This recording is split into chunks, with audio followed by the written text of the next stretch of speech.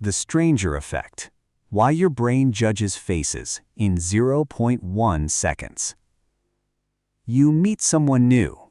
Before they even speak, you already know something about them. A face flashes in front of you, and in less than a second, a verdict forms. Trustworthy or not. Safe or not. You didn't choose this. It happened before you could think. You'd like to believe you're a careful judge of character. You're not. You're a prehistoric pattern matcher wearing a modern suit. And the machinery making these snap decisions was never built for job interviews or dating apps. It was built for something far older, far more dangerous, and far stranger than you think. Psychologist Alexander Todorov spent years studying this exact moment. He showed people photographs of unfamiliar faces for just 1/10 of a second, barely enough time to blink, yet participants still rated those strangers on trustworthiness, competence, even aggression. The judgments were fast, they were confident, and more often than not, they were wrong. Wrong, but automatic. Why would evolution build something so quick and so unreliable? Because for most of human history, speed mattered more than accuracy. A hesitation could cost you your life. Picture an early human standing at the edge of a clearing. A figure appears from the tree line. There is no time for careful analysis, no time to gather evidence, weigh probabilities, consult a friend. There is only a fraction of a second to decide: threat or not threat, approach or flee. Natural selection did not favor the most accurate face readers. It favored the fastest ones.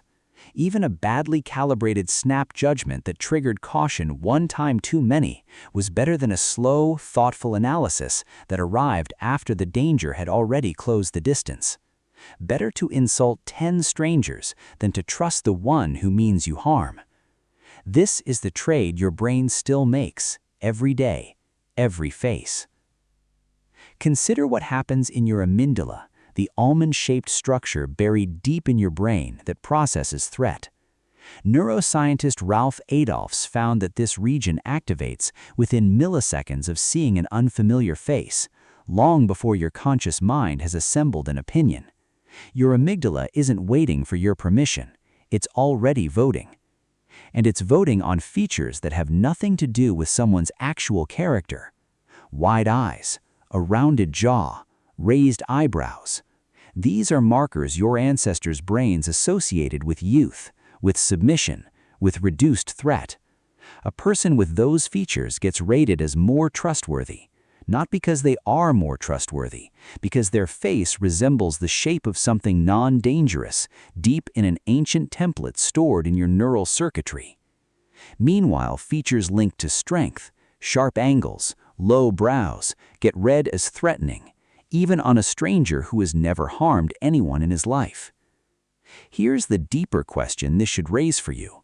If your brain forms these opinions in 1/10 of a second, based on shapes and angles evolved for a world of predators and rival tribes, how much of your daily social life is being steered by a threat detection system built for problems that no longer exist? You are not reading people. You are pattern matching against a database written by your ancestors in a language meant for a world that vanished 10,000 years ago.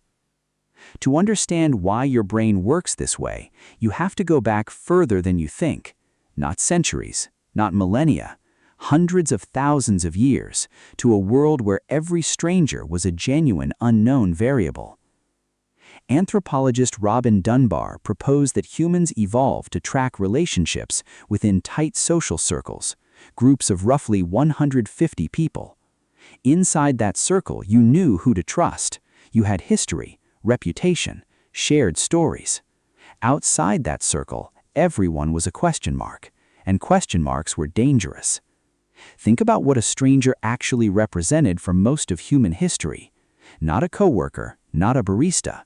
A stranger meant an unknown intention walking on 2 legs, possibly carrying violence, possibly carrying disease, possibly representing an entirely different tribe with entirely different rules.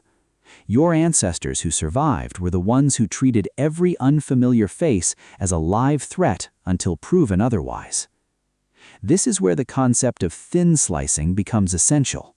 Thin slicing is the term researchers use for the brain's ability to draw conclusions from extremely limited information: a glance, a tone of voice, a fraction of a facial expression. Psychologist Nalini Ambady demonstrated that people could accurately predict outcomes, from teacher effectiveness to hiring decisions, based on video clips lasting only a few seconds. The brain doesn't need the full story. It was never built to wait for the full story. Why? Because waiting is a luxury only safe environments can afford. And for the overwhelming majority of human history, the environment was not safe. Consider the amygdala again, but now consider its neighbors. This threat detection center doesn't work alone. It sits inside a broader survival circuit that includes the hypothalamus, which triggers hormonal cascades, and the brainstem, which controls the physical fight or flight response. The moment your amygdala flags a face as potentially dangerous, this entire system begins to prepare your body. Heart rate, muscle tension, attention narrowing, all before your conscious mind has even labeled what it's looking at as a face. This is not paranoia. This is architecture. Evolutionary psychologists refer to this as an error management system, and the logic behind it is almost mathematical. Imagine two possible mistakes. Mistake 1, you assume a stranger is dangerous, and he isn't. The cost is mild, momentary awkwardness, a missed connection. Mistake 2, you assume a stranger is safe, and he isn't. The cost could be your life, or the lives of your children. When the costs of two errors are this unequal, natural selection does not build a system that aims for accuracy. It builds a system that aims for the cheaper mistake, repeated as many times as necessary. Your brain would rather insult 1,000 harmless strangers than fail to flag one dangerous one. This asymmetry is baked into every judgment you make in the first tenth of a second of meeting someone. Now overlay something even stranger. Researcher John Tobey and psychologist Leda Kosmides, pioneers of evolutionary psychology, argued that many of the brain's decision-making shortcuts are not general-purpose intelligence at all. They are specialized modules, tools built for narrow, ancient problems, still running in a modern operating system they were never designed for. Facial trust judgment is one of these modules. It is fast, rigid, and confidently wrong in exactly the situations you now find yourself in most often. Cities full of thousands of strangers, screens full of faces you'll never meet in person, photographs stripped of context, tone, and history. Here is the twist worth sitting with. Todorov's research found something almost paradoxical. The speed of your judgment does not correlate with its accuracy, but it does correlate with your confidence.